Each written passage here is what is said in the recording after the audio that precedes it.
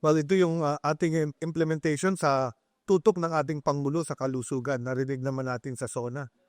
Pinayman ko yun about 15 minutes yung mga directive niya sa health. At ito yung isa, no? Pangbabakuna, may iba pa yung healthy lifestyles, healthy setting. Pero ang isang pinakamalakas ang balakpak itong bayad na bill nyo, sabi niya. So ngayon, chine-check niya isa-isa ang mga DOH hospital. Ano ba ang problema sa implementasyon? Gusto niya standard, ma-implement 3 steps lang sa admission, walang pila masyado, at pag nag-discharge, para ka lang nag-check out sa hotel, bayad na yung tiniran mo sa hotel. So parang ganun na ginagawa natin.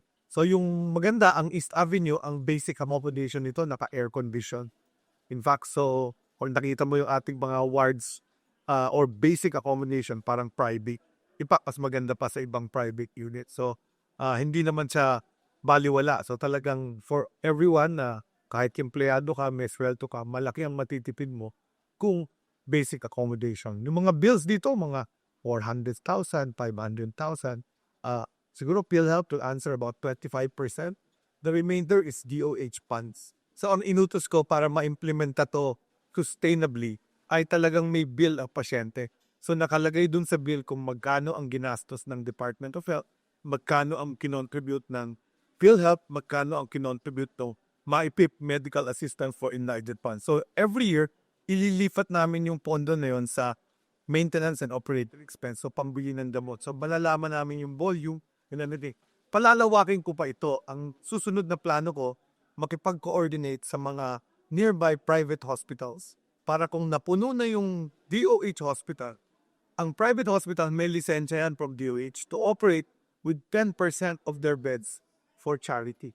So ang magiging agreement namin, babayaran po na lang yung butal over yung sobra pa from PhilHealth revenue para yung mga papayag, doon namin dadalhin yung aming overflow para lahat maserbisyo. So, nandiyan naman mukhang magiging sustainable. Nagawa na to sa ibang bansa, yung socialized healthcare from womb to tomb, alaga ka ng pamahalaan. Paalala lang sa ating mga kababayan, no? Maraming scammer.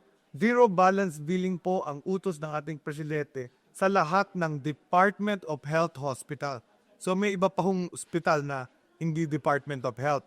Pero kung Department of Health Hospital ko, huwag kayong kakausap ng fixer, huwag kayong sasagot sa link na pinadala sa inyo sa inyong cellphone sapagkat baka mga scammer ito at maubos ang pera nyo sa bangko. So very important, no? Huwag magpapa-fixer. Hindi kailangan ng fixer sa DOH Hospital. Diretso magtanong sa aming billing section at saka sa admitting orders at sa inyong doktor.